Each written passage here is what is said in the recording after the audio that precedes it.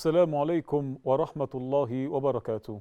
In the name of Allah, the most merciful, the most beneficent, all praises are due to Allah the Almighty, for whom He asks to send His peace and blessings upon His final messenger Muhammad sallallahu alaihi wasallam. I bear witness that there is no God but Allah, and that Muhammad is His final messenger, and so on.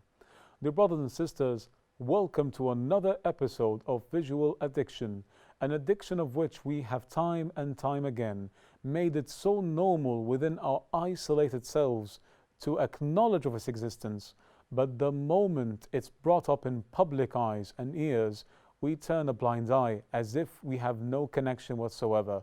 Why do we need to normalize the sin, and why not normalize the hasana, the good deed of fighting it off?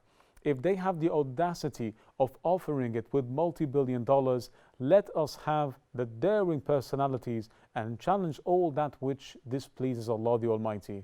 And there with us by the grace of Allah is our beloved brother, Mr. Wa'il Ibrahim. Assalamu alaikum wa rahmatullahi wa barakatuh, brother. How are you today?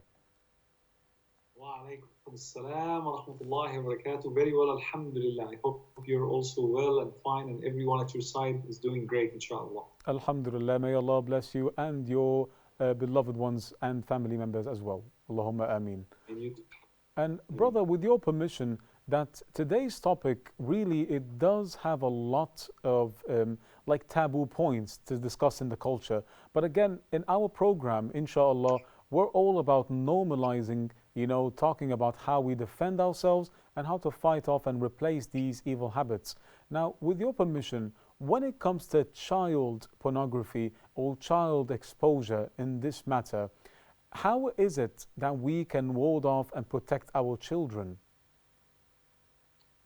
Jazakallahu khairan. Bismillah, alhamdulillah, wa salatu wa salamu ala rasulillahi sallallahu alayhi wa sallam. You see, my brother, like if we as parents, as adults, do not care for our children, then we have failed our responsibility. Kullukum ra'in. Kullukum ra'in. All of you are leaders.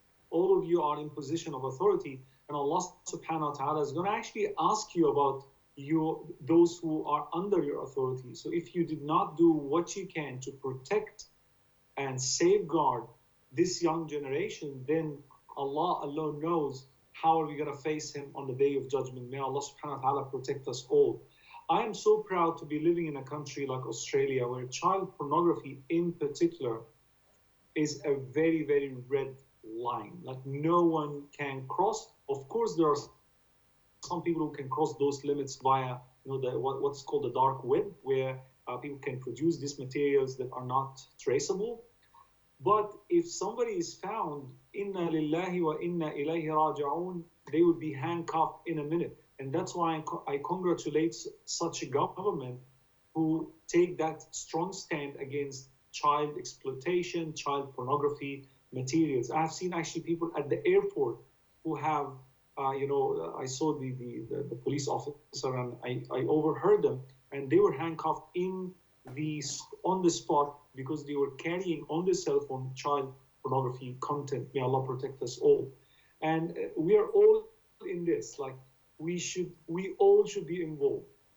Parents cannot actually protect their children alone without the support and the protection of the schools, and vice versa. I always tell parents to get involved in school programs, because what we can do at school is just spending few hours with the children, but they are staying with you day in and day out. So we need to complement one another, and both parents and school management and teachers cannot do the work alone unless also religious leaders get involved. Religious leaders cannot do the job alone unless governments also stand by their side. So we are all connected in this. Unless we all holistically get involved and protect our children from this exploitation, then we have failed our responsibility. May Allah protect us all. May Allah protect us all indeed. May Allah bless you, sir. And with your permission, now that we have spoken about the vitality of this matter, but we want to talk about it from how we start to explain these things to the children. So how can we empower them, speak to them, or even a conversation starter about this with them? number one, my brother Mustafa, and everyone who's listening, this is very vital now. Like, you as a parent, in order for you to get your children into any comfortable spot to start such a conversation, remember one thing: you yourself has to clean yourself from, or cleanse yourself from, any sort of pornographic addiction. We have to be very, very careful, because if you are not a role model, then you will get caught. And I have seen that plenty of times. So you have to cleanse yourself, inshallah ta'ala, and put the necessary measure and look at the big why. This is what I always tell adults who are addicted to pornography. What is your big why? Why you actually wanted to quit pornography? Don't tell me because it's haram, because by default it's haram. Like, you don't need to teach me that. I don't need to teach you that. But what we need to know, why is it now that you're coming to say that I want to quit pornography? So your big why will be a boost for you to really sit with your children and educate them around this manner. Number two, we have at Aware Academy, alhamdulillah, specific workshops for parents, teaching them how to language that conversation, how to replace certain words depending on the year group that you are, talking to. So little kids, like, in fifth grade, sixth grade, you cannot talk to them in the same way how you talk to 14 years old girl. So we teach them to language the conversation so it can become normal and comfortable to the children, and does not also suggest, things that are perverted. May Allah protect us. And indeed, not only do we find it that it's posing a challenge when we speak to that with our children, it's also our self-responsibility. Before I speak to my child about anything, I myself have to be following that. I have to be a role model for it. And in the same time, like now that we become role models, just, for the sake of moving to the next point, now I want to speak with my child. The language that will be used, how should it go? I have learned from my colleagues here in the West, for example, that when they talk to primary students, they address the issue of pornography as, sometimes they say, inappropriate imagery. There are some people who say private picture. There is Kristen Jensen, who wrote a book called Bad Pictures, Good Pictures, where she's teaching 6-year-old children what are the difference between good pictures. So the good pictures for her is a photo album of family members getting together, having good time. Bad pictures are people who are wearing less clothes that are inappropriate at that particular age, and bad touches, private parts, and so on. So it's how to use these words instead of getting into the language that is being used in pornographic content, that is very degrading. So when we speak with our children, I shouldn't mention these words. They pose as I may be actually doing an adverse effect if I tell them nudity or porn or whatever. This may cause their curiosity for a more effective negativity, right? Yes, so our children are very curious about everything and anything. And if you mention a word that is new to them, they are the fastest to go through Google to know what the word is all about. And once they Google porn, inna lillahi wa inna ilayhi raji'un. So we have to be very careful when we talk to our children. So inappropriate imagery would be fine. Private pictures, public pictures would be fine. And when they ask you what is inappropriate imagery, you can explain, you can extend your explanation by saying that sometimes people are undressed in a manner that is not appropriate in front of strangers. So this is something that we shouldn't do, and this is something that we shouldn't look at. So with that kind of language, we educate parents on how to start the conversation without any embarrassment. But at certain point, I asked my daughter 2 years ago or 3 years ago. My daughter now is nearly turning 17 or already 17. She will get mad when she see that part in the video, but I think she's 17. 3 years ago, I told her, to what extent your year group, the girls in your year group, know about the stuff. And this is the word that I use because I always hear girls and boys in that age use that word stuff, referring to anything as the stuff. So when she say, what do you mean by the stuff? I say things like related, to relationships, boys and girlfriends and so on. To what extent do you know? I'm not asking her, do you do that or not? I'm saying your knowledge and awareness of that particular aspect. She said, we know everything. That was the response of my daughter. And I don't blame her that she know everything, because that's the age. That's the age of exchange information, whether through internet or through people who have access to these content. So it's okay to know everything, but it is also absolutely necessary for parents to get now into the role of educators. Say, all right, what is that everything? Can you teach me? Can you tell me a few things so I can guide you through what's appropriate and what's not appropriate? Absolutely. I'm not blocking the conversation. I'm actually opening the floor for her to tell me what else do I need to know so I can guide her. I told my daughter also around the same time some years ago that if you fall in love, that's what I told my daughter, if you fall in love with anyone, I do not mind. What I mind is doing something behind my back. If you want to do something, come and tell me and I will guide you through the appropriate channel.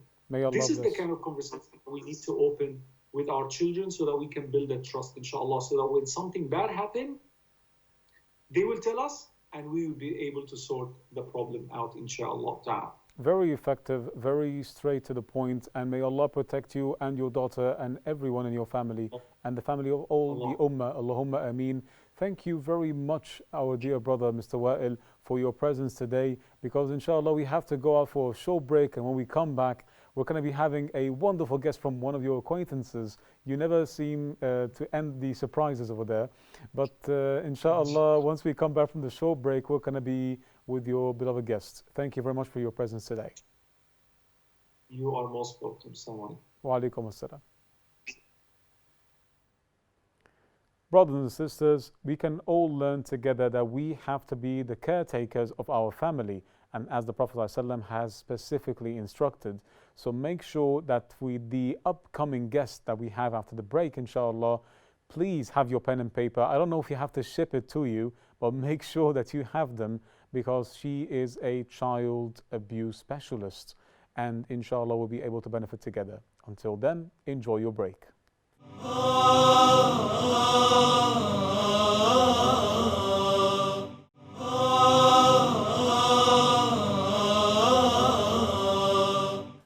Welcome back, brothers and sisters. We hope you enjoyed your break. Now, I believe you are in desperate need of coffee and the pen and the paper. You've become really sick of that. I keep repeating this point time and time again. And who doesn't? When the numbers are so huge and the impact is so great that this cannot be ignored any longer. And with us today, of course, is our beloved guest, Mrs. Kylene Kerr. You may know Mrs. Kylene Kerr as one of Western Australia's most specialized provider of child prevention and abuse specialism, and she can definitely benefit us. With over 23 years of experience, I myself can't wait to learn from her. So allow me to greet her in the Islamic greeting. Assalamu alaikum, Mrs. Kylene, how are you today? I'm very well, thank you. We're very honored with your presence, and I have been learning from day one and being very astonished from the acquaintances of Mr. Wa'il Ibrahim, because there is not a person who I've spoken to, especially you as well, unless I find that this is an opportunity that we can collaborate together and unite. But with your permission, allow me to share a scenario that happened. I have seen at close hand before, and I used to interpret for a family from the UK in the courts of Egypt. And while I was there in the prosecution department, the prosecutor himself was actually, like I was interpreting for him and for the little child. The child has been sadly, being exposed to a predator who was actually watching these kind of pornographic content, and that he himself was exposed to some physical, but thank God it did not reach high levels, but nevertheless is still unacceptable. The language that I heard from the child broke my heart to pieces to such an extent that I was interpreting while being so angry. So in your field of expertise, how can we fight this off? Yeah, so I think first of all, just having this conversation is a fantastic starting point because for so many years, talking about pornography has just been so taboo. People find it a really sensitive and challenging, confronting conversation to have. Some people don't know how to have the conversation or when to have the conversation, and invariably, what happens is we don't talk about it. So I think first of all, just this opportunity to collaborate and talk about the ways in which we can work together to protect children from harm is a fabulous starting point. And we really do need to be having a conversation around pornography because the reality is it doesn't matter where you live in the world. The ubiquity of the internet and portable electronic devices that our children and our young people have now means that this issue has been really brought into the homes of all families. And when we look at the pornography that our children and young people are exposed to, and I'm sure that the story that you heard from the young boy that you interpreted for was really distressing. And the sad thing is that this is a conversation that we are just increasingly hearing from children and young people all around the world. And so I think this is just fantastic that we're having this opportunity to discuss the ways in which, as parents and carers and community members, that we can come together to educate and equip, empower and support children and young people to critique much of the content that they're coming across online. Most definitely, I couldn't agree more. And not only that, but with your permission, please correct me if I'm wrong in the following number. We found out that, I don't know which year was this research conducted, but per year, 116,000 requests are being sent to pornographic industries for child pornography. I believe this number may be different now, but can you relay on that? Yeah, so depends if we're talking about mainstream pornography sites. If we look at perhaps the most visited and the most popular mainstream site in the world, we know that every day there's 115 million visitors to that particular site. Every day there's 315 million videos watched. Every day there's 20,000 new videos uploaded. In 2019, there was over 42 billion visits to this particular site. Now, this is a mainstream pornography site. This particular pornography site also does house content that would be considered child exploitation material or child sexual abuse material as well. It's very difficult when talking about specifically about child sexual abuse material or child exploitation material to know the exact numbers because oftentimes a lot of the transmission of these types of photos and videos and communications with children is done in secret. On peer-to-peer networks. But what we know is that the numbers are increasing in Australia just in the last 12 weeks by 300%. So that just gives you some indication of the scale and the scope of this issue and how quickly it is rising. You know, I couldn't agree more that this is a matter of immense gravity, and I believe the collaboration that we can all have together. And again, I'm very proud to be a part of this. I understand I'm not the expert of the matter, but I'm very proud to be a part of serving the community because we weren't really normalizing, to fight back pornography until this number reached 300%. So now we need to normalize it. Don't you agree? Yeah, we absolutely do. We need to make this just a conversation that we have with our children and young people in the same way that we talk about lots of other aspects of their life. It's a challenging and confronting conversation for many parents, but certainly one we have to have. And here in Australia, to give you some idea, and these statistics are very similar for all countries around the world, but in Australia, for 13 to 16-year-old boys, 93% have been exposed to pornography and 61% of girls aged 13 to 16 have been exposed to pornography. So the reality is large numbers of our children are seeing, they're being sent or they're being shown pornography. Perhaps even more concerning for In Australia, for 16-year-olds, 82% of 16-year-old boys are watching pornography on a weekly or daily basis, and about 19% of girls are watching pornography on a weekly or daily basis. So pornography isn't becoming normalised, it is normalised. So we now need to step into the space of having these conversations. And it's really difficult for parents and carers because quite often if they even think about pornography, they are thinking about analogue pornography. And if you viewed pornography in the 1970s, the 80s, the 90s, even the early 2000s, the type of pornography that was available then is vastly different to the volume and the nature of the content available today. And therefore, the conversation has to be so different. The reality is, for many of us, our parents, our carers, our educators, they didn't talk to us about this topic. And so as parents, we don't know how to have the conversation with our own children. But when you look at those statistics around exposure and viewing, it is absolutely a conversation that we need to be having now. Definitely. How do you advise that I would speak to my daughter or son? Like when I'm sitting down in the living room, the missus and I, how can I have this starter with them? Okay, so the first thing I would say is we know that large numbers of children and young people are seeing, they're being sent, or they're being shown pornography. But with children in primary school, I would suggest that we don't necessarily start the conversation at pornography. Where we start is a more foundational approach. So we're going to talk to children about related competencies and skills. So with primary school age children, we're going to talk to them about healthy and respectful relationships, and we're probably going to concentrate on friendships.